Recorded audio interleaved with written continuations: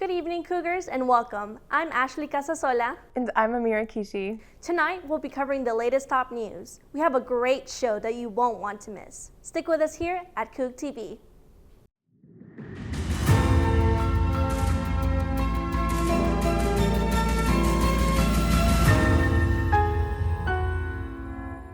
From a manhole fire at Texas Tech igniting mass evacuations to Forever 21 shutting down their doors forever, we have lots to cover. Ameera, what's the story? On Wednesday, March 12th, Texas Tech University had an underground explosion which resulted in an outbreak of fires and manholes. Lubbock Fire Rescue first received reports of a gas leak in the engineering areas of campus the evening prior. Footage from the campus posted by a local news station showed green flames spewing from a manhole. Officials said the discoloration was likely caused by copper and other electronic material underground. Several buildings were evacuated after the explosion, as well as the power being shut down for the entire campus. School officials canceled class the following Thursday and Friday, announcing that the university's spring break would start early. Fast fashion retailer Forever 21's U.S. operating company filed for bankruptcy March 16th. This is the second time they have filed. Back in 2019, they closed down over 300 stores nationwide. They were able to sustain themselves then, but now with the rise of online rivals such as Shein and Temu, it is impossible for them to keep up. According to documents filed in a Wilmington, Delaware bankruptcy court, in 2024, Forever 21 lost $150 million, and in 2025, it was projected to lose $180 million. 236 of its locations are set to close on March 30th, and the remaining 118 will close before May 1st. Houston Cougars have made a spotlight this basketball season with being the #1 seed coming into March Madness. On March 22nd, Houston had a close game with Gonzaga. During the first quarter, LJ Cryer dropped 16 points and knocks down 4 three-pointers to give Houston a lead. But by the second quarter, Gonzaga closed the gap and took a 3-point advantage. Milos Uzan made 2 last free throws with 2.1 seconds left, giving the Cougars their 15th consecutive win and pushing them into the Sweet 16. With the final score being 81-76, our next game will be against Purdue this Friday. Last Tuesday, Israel broke its ceasefire by launching an unforeseen airstrike overnight, killing and injuring over 400 Palestinians. Both Israel and the U.S. blame Hamas's refusal to release more hostages, something that was not a part of the original ceasefire deal. Additionally, Israel had accused Hamas of preparing new attacks. The militant group has denied these allegations. While Israel's Prime Minister Benjamin Netanyahu has said that this is just the beginning, senior Hamas official Bassam Naim said Hamas was committed to engaging in any negotiation towards a ceasefire and a complete withdrawal. Next, Disney's latest live-action remake is sparking controversy after controversy, potentially contributing to dismal box office returns. Also up, a beloved actress and singer is making a career comeback with her new joint album, which has listeners wondering, are music collabs coming back too? Stay tuned.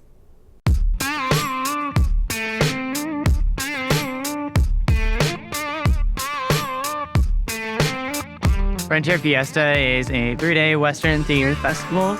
We have all kinds of things throughout the 3 days, from a headlining concert. We have a Ferris wheel, food, live music. We have something for everybody. So the event is entirely planned and run by students.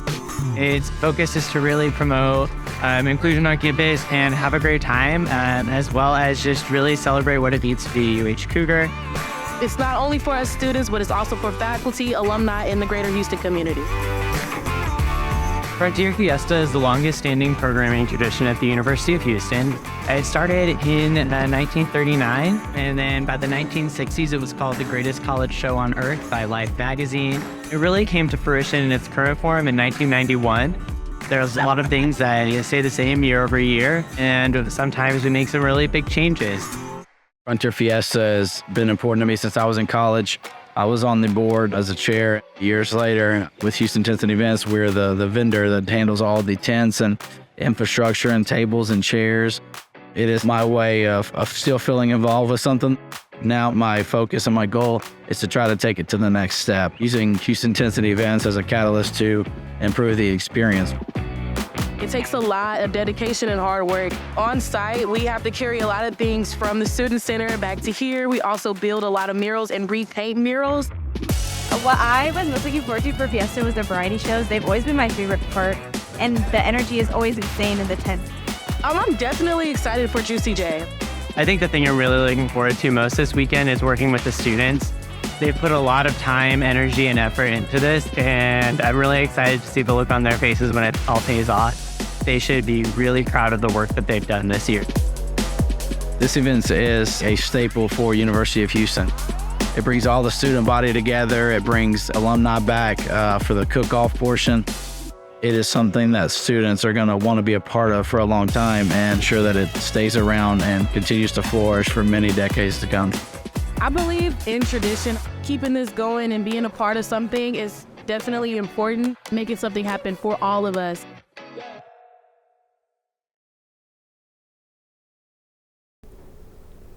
Hey Cougs, welcome back to the show. So much has happened in the world of entertainment recently. Today's top stories are everything you need to know about the controversy surrounding Disney's new movie and new music from a beloved artist. Disney's new live-action remake of Snow White has found itself surrounded by controversy ahead of its recent release. Lead actress Rachel Zegler heavily criticized the original 1937 film back in 2022, describing the film as weird and extremely dated, which sparked backlash. Zegler retracted the comments as the release date for the film been neared. Additionally, both Zegler and her co-star Gal Gadot have been very vocal with their political stances regarding the ongoing Israel-Palestine conflict. This has caused an outpouring backlash from various groups calling to boycott the film.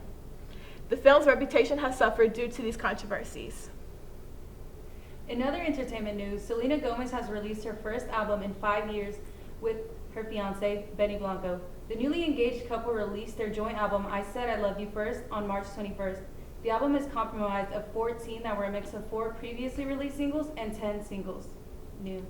Gomez also released an additional song that left fans reeling. After 8 years, Gomez gifted a track titled Stained as a Gift longtime fans. The story is from 2016 and was originally produced by Blanco. The track leaked in full on the internet but never made the cut for an official album. In addition to the album's release, Gomez has released another version of the album where she narrates the story. Well, Cougs, For this week's show,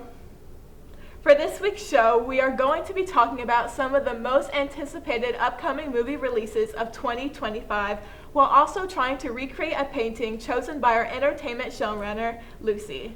We're each going to have 6 minutes to recreate whatever photo she's chosen, and then we will reveal it to each other and the audience.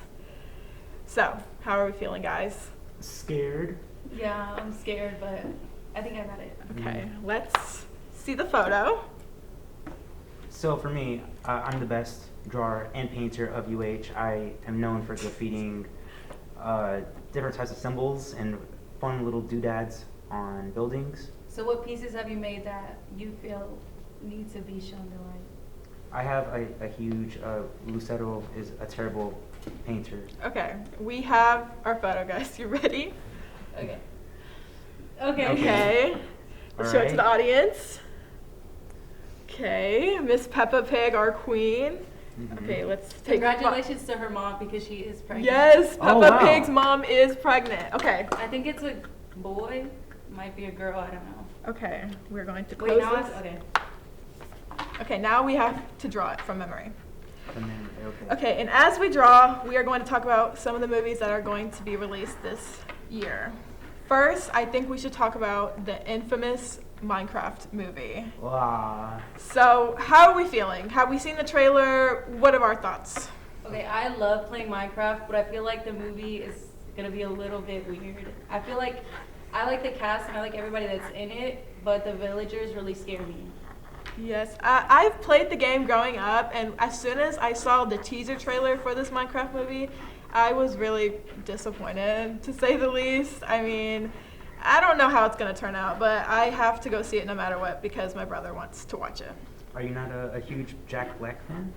I love Jack Black. My favorite movie by him is Nacho Libre, but I mean, I don't know why they casted him as Steve. I feel like he doesn't really fit the role for Steve. I think he has the look, he has the gravitas for Steve. You think so? He did Nacho Libre. He can do anything. Jack Black can do no wrong in my eyes.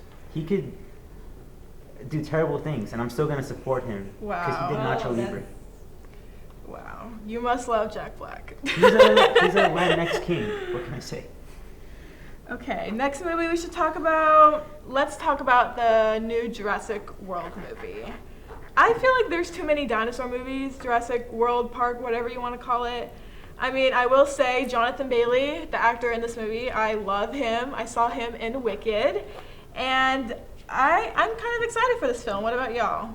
I like the Jurassic Park movies. I just feel like you said, there has been way too many of them made. But I really do want to go see it, and I am going to be there with my Jurassic Park popcorn bucket this day it comes out. What about you? Are they coming out with a popcorn bucket? I hope so. I don't know. They have a bunch of like different popcorn buckets for like the movies now, so who knows? I feel like they should. What's the progress you're making so far? Wow. Oh, I feel like I got it. Okay, I only have the body and face so far. Oh, that looks really good. That looks really good. Well, you guys are behind. I'm already painting. Okay, I'm starting to paint, so. I'm glad I saw yours because I actually didn't draw the wings because I didn't know that they. Yes, she inspiration. Had it. I forgot. The wings on the side. I mean, just considering the time, I think I'm gonna beat you guys. Okay, whatever. We'll see.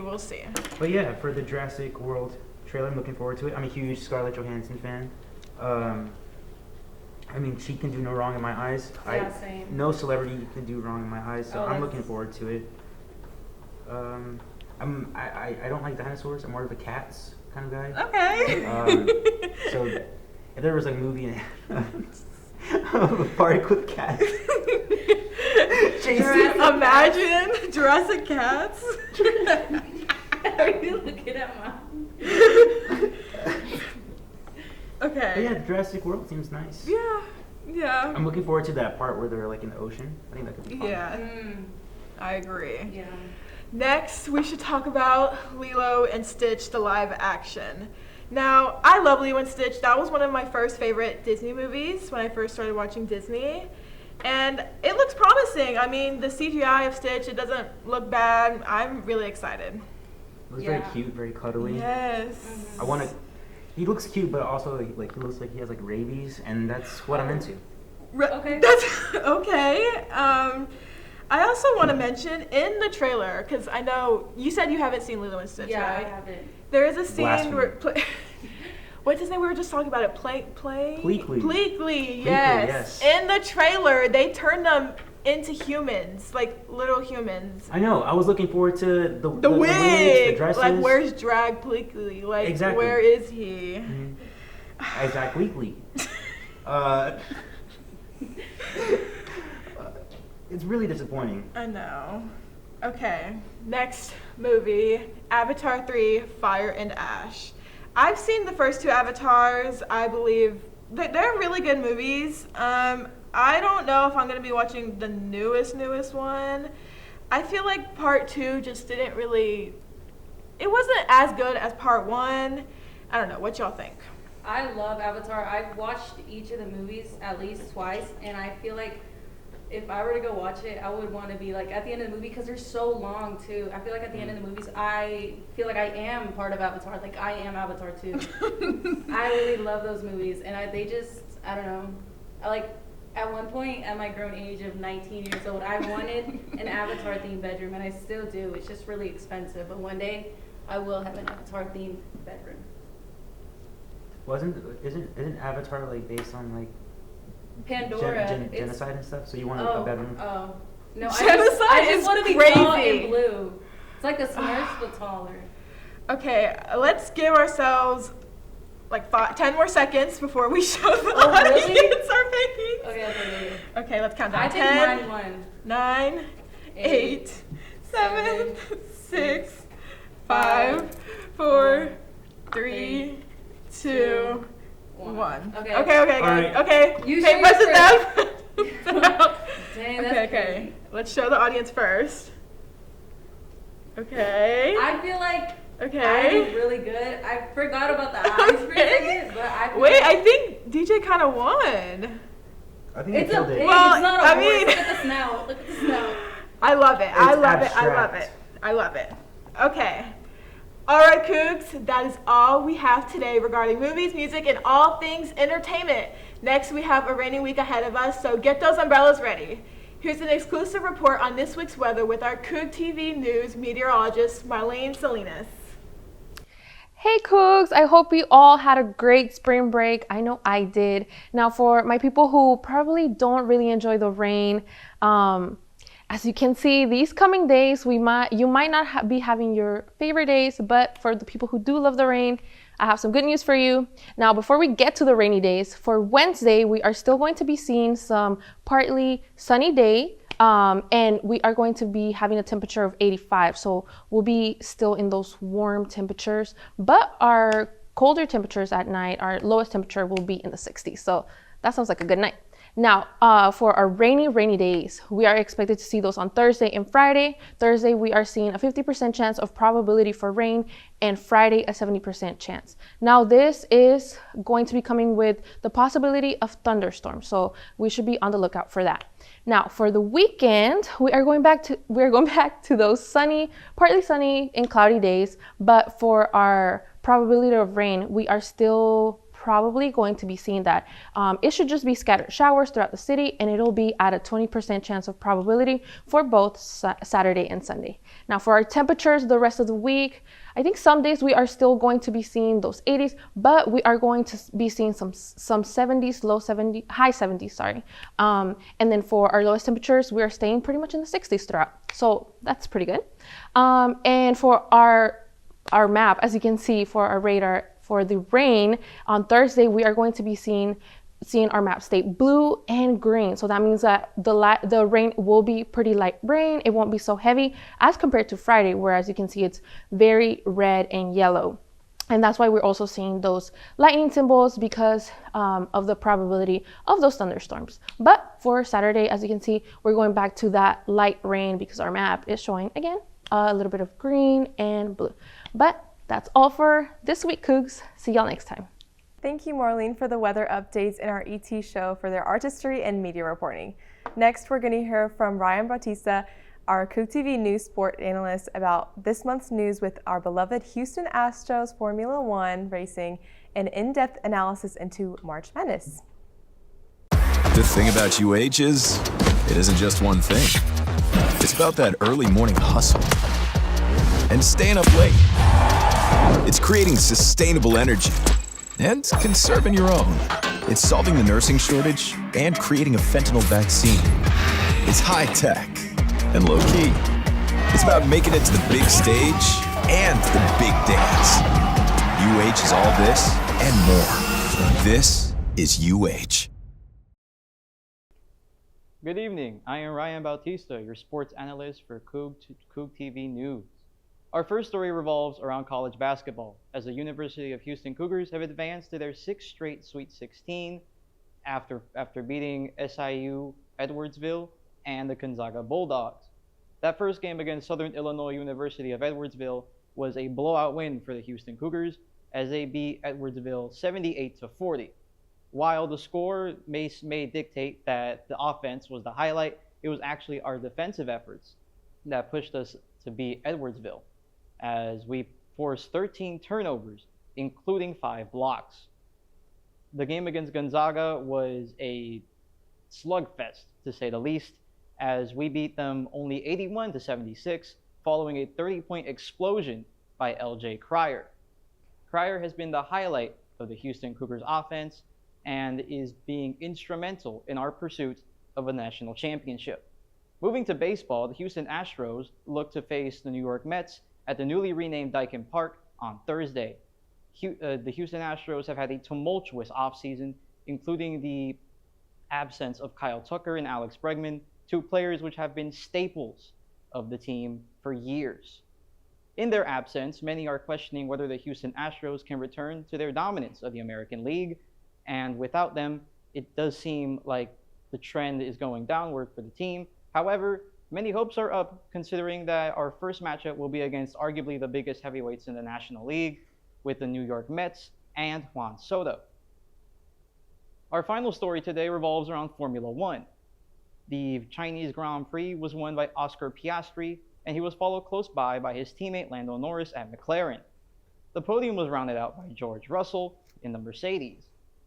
Now, the race itself was a pretty big story, as McLaren won their second consecutive race for the first time in at least 2 decades. And alongside that, there was something else that happened after the race that became even a bigger story, as the 2 Ferraris of Lewis Hamilton and Charles Leclerc were both disqualified for what the FIA deemed illegal and irregular manipulations to their automobiles. Ferrari has long been criticized for the way that they treat their drivers, as well as their strategy decisions.